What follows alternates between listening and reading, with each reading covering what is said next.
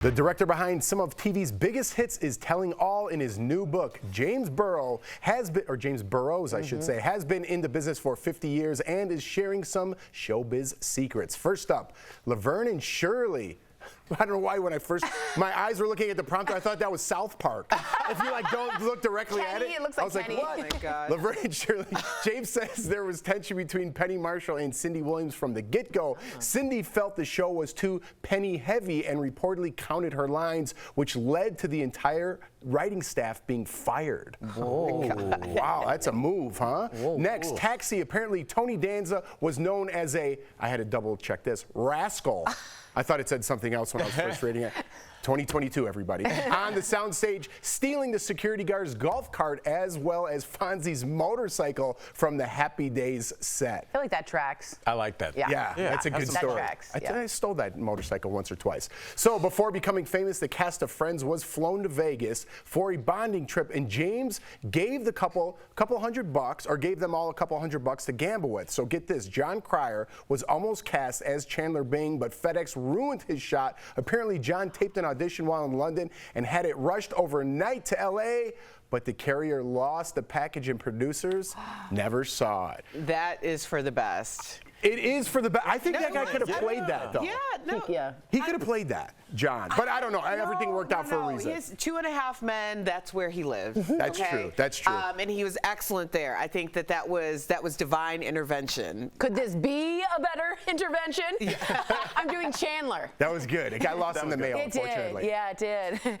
I don't know. I just look at it. I think it was just, it's interesting how fate works out with your career and how, long story, full disclosure with this show, I had booked another talk show before this one, and I found out after we'd been taping everything that it was canceled. And I remember I was listening to a lot of positive stuff randomly, and it was a comic that had lost his way, and he was like, just go back to doing stand-up. Like, that's what he did, and that's what I did, and then I got the DBL call. So it's like, and you guys have literally saved my life, So it's like, there's a reason that things work out the way they should. So this is really interesting to me. Before I got this call back in LA, quickly to just piggyback on that, I was fired from my commercial agent that I had for over 8 years, and then fired from a big agency, my hosting agent in Los Angeles, both within like a month, not even knowing each other. Fired. All I did was like hit the gym, do yoga, got my mind right, got a new agent, got a new commercial agent, new hosting agent. First job I went on, I booked the National Ford commercial. First hosting audition I went out on, I booked DBL.